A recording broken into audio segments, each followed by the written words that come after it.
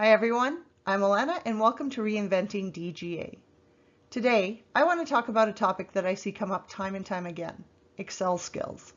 Many job applicants claim intermediate Excel skills on their resumes, and most of the time, the skill that's called out is pivot tables. But what does intermediate actually mean? Are pivot tables part of that definition? I designed this graphic that shows Excel proficiency levels mapped next to a timeline of Excel feature releases over the last 11 years. It has become one of my favorite speaking points because it clearly shows how quickly skills can become outdated. Going back to job applications, would pivot tables be a resume selling feature? They aren't even on this graphic.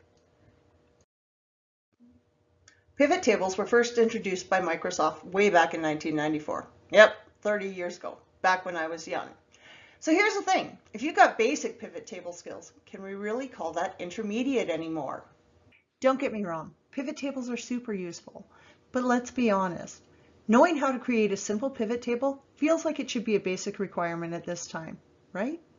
It might be time to rethink what intermediate actually means.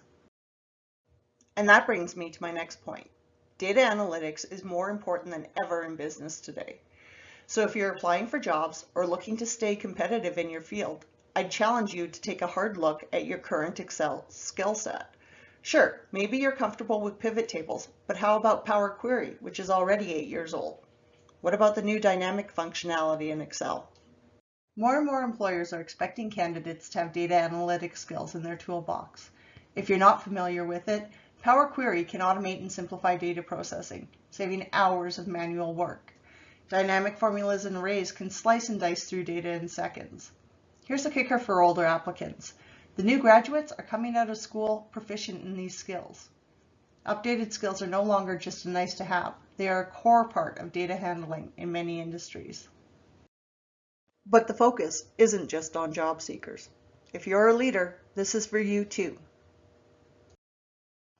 Ask yourself, how up to date is your Excel knowledge?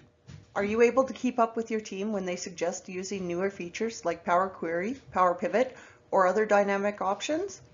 Or do you get that uneasy feeling when someone proposes an automated solution that feels, well, just a little outside your comfort zone?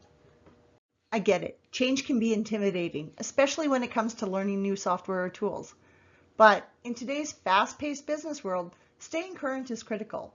If your team has the skills and ideas to streamline processes and reduce workloads, embrace it. Support ongoing learning within your organization. If you're not familiar with the tools yourself, lean into the opportunity to learn and grow alongside your team. Remember, the tools we use evolve constantly. Whether you're a job seeker, a current employee, or a leader, keeping your skills up to date with Excel isn't just about knowing a few tricks. It's about being able to have meaningful, strategic conversations on how to optimize workflows, make data-driven decisions, and lead more efficiently. So what's your next step? Maybe it's mastering Power Query or Power Pivot. Maybe it's as simple as learning one dynamic formula. Upskilling at work may be intimidating, so try starting out on a personal project, or maybe with a LinkedIn challenge. Wherever you are, take a moment to assess your current skills. And if you're ready to up your game, now's the time.